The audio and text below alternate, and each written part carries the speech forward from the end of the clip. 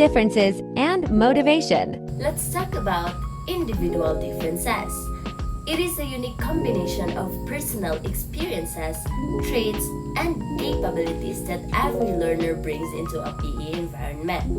No two learners bring exactly the same combination of experience and capabilities into PE.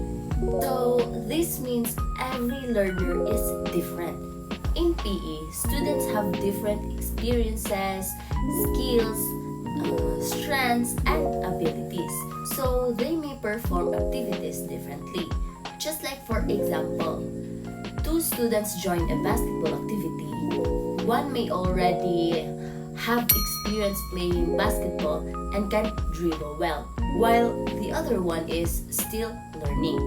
Even though they are doing the same activity, they bring different skills and experiences. In short, or in a simple word, everyone has their own unique skills and experiences that affect how they participate in their activities. Individual differences includes, first, developmental status. Learners develop at different rates. For example, one student may have better coordination than other of the same age. Second, prior movement experiences. Just like for example, a student who often plays basketball may dribble better. Third, motor competence refers to how well someone can perform physical movements. Just like for example, some students can balance, can run, can throw more easily. Number 3, disability. Disability may affect a learner participates in activities. Just like for example, a student with a physical disability may need an adapted activity. Kailangan nato sila nga kung asa ang ilahang prefer or kang kaya niya mabuhat, dito rin dapat nato sila kay dili man nato sila pwede isagol sa mga estudyante nga kaya buhaton ang tanan kay of course na siya physical disability. And next, the fitness. Students have different levels of strength, endurance, flexibility, and stamina. Just like for example, one student may run longer without getting tired. Next, body dimension. Body size and physical proportions can differ. Just like for example, height may affect how a student reaches or performs a certain movement. Next, motivation.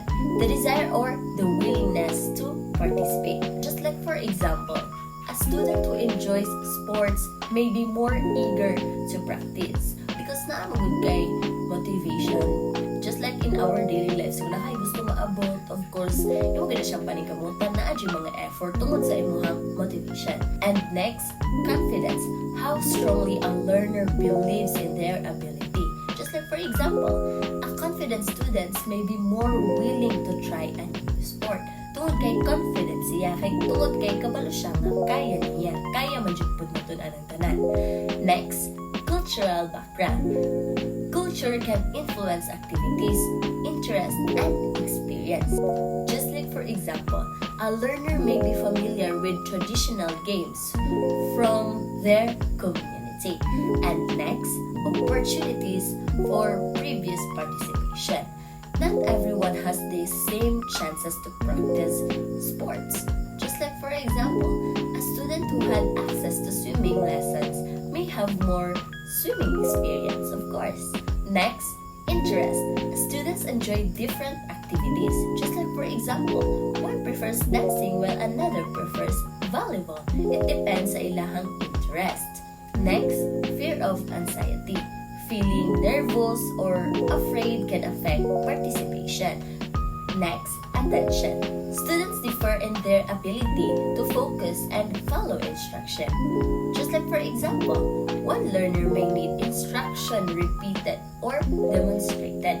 It depends kung unsa ang preferable sa students ka para maka-learn sila. Next is learning history. Previous learning experiences can affect current performance. Just like for example, a student who learned proper throwing techniques before may learn new skills faster. Next, social support. Encouragement from friends, family, teachers, or classmates can affect participation. Just like, for example, a student may feel more confident when classmates encourage them. Good day, everyone. So, for my part, I'll explain differentiation in physical education.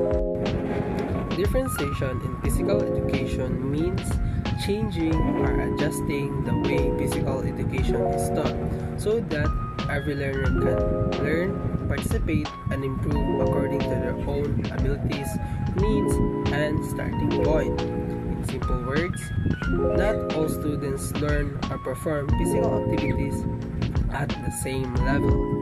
So, the teacher should not expect everyone to do exactly the same thing and exactly the same way. So, the question is, why is differentiation important in PE? Students have different abilities, skills, confidence, learning styles, and physical needs. Differentiation helps the teachers adjust activities so that everyone can participate and improve. Next is, different starting point mean? Students do not begin with the same level of skill.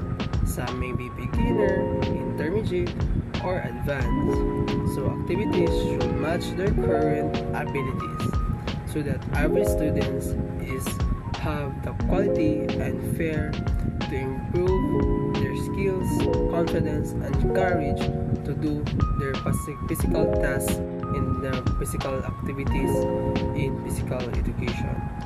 So that's all for my part. I hope you learned something about differentiation in physical education. Thank you for listening. Good day, everyone. My name is Rachel, and today I will be discussing the topic avoid labeling learners. As future educators, it's important to us to know what are the things we could say and what are the things we cannot say towards our students. And these are the things that we cannot say towards our students. Labeling them such as lazy, uncoordinated, unsporty, and weak. Those negative labels cannot just affect students' motivation to learn, but they will also have fixed mindset where they feel like they couldn't change, grow, or try something new. Also, positive labeling of students such as smart can cause a creeping fear of failure to the point where they don't want to make any mistakes. So instead of labeling students with uncoordinated, non-sporty, or lazy, why not try asking them where do they experience difficulties or what kind of things they don't understand well. So the next topic is motivation. So there are two types of motivation. First is the controlled motivation, and the second is the autonomous motivation. First is the controlled motivation. Controlled motivation comes from within us. It is the one that drives us to go to school, to study harder, just so that we can reach our goal in life or so that we can graduate. So if the controlled motivation comes from within you, the autonomous motivation is the exact opposite of it. The sample of this autonomous motivation is what some of us always say, like, gibuhat lang nimo kay kailangan, or gi-perform lang ni nimo because it is one of the things that needed so that you will be able to pass this subject. So if you will be able to ask yourself now, what kind of motivation do you have? Do you have the controlled motivation or do you have the autonomous motivation? Of course, motivation is not just having fun. Because if you're only motivated because it's fun, will you still be motivated when boredom comes, hardships, and even pain? That's why it is important to remember that your motivation shouldn't just be because you're having fun. It should also be because you're willing to achieve your goal in life so that you will be ready to face the hardship, the pain, and the boredom that you will be experiencing in the long run or in the near future. That would be all for my topic. Now let's move to the next topic, which is, what does the autonomy supportive teaching look like? What does autonomy supportive teaching look like? Autonomy support does not mean allowing students to do anything they want. It means providing appropriate opportunities for agency while maintaining clear learning goals and structure. So what does it mean? So in a simple words, a teacher should not just simply say, do whatever you want. Instead, the teacher create a structured environment where students have some control over how they learn, what challenges they take on, and how they approach tasks. So let's move on into the example a PE teacher can. First is why an activity is important. So in a simple words, we need to tell the athletes, for example, in athletics, in track and field, we need to tell why they are doing a drill, so it doesn't feel like pointless work. So in that scenario, instead of just yelling them to run for 100-meter intervals, the coach or the teacher can explain, we're doing this interval or this repetition so that your stamina doesn't burn out during the final race. Second is provide meaningful choices. So giving the athletes options, give them options so they feel like in control of their workout. So during warm up, the coach asked, you can choose between doing dynamic ladder drills or hurdles, mobility drills to get their legs ready. So we have an option, kumbaga, to pick whichever feels better for their body or for them. Next is acknowledge learners' difficulties. So in a simple words, we validate teaching is hard. In that scenario, after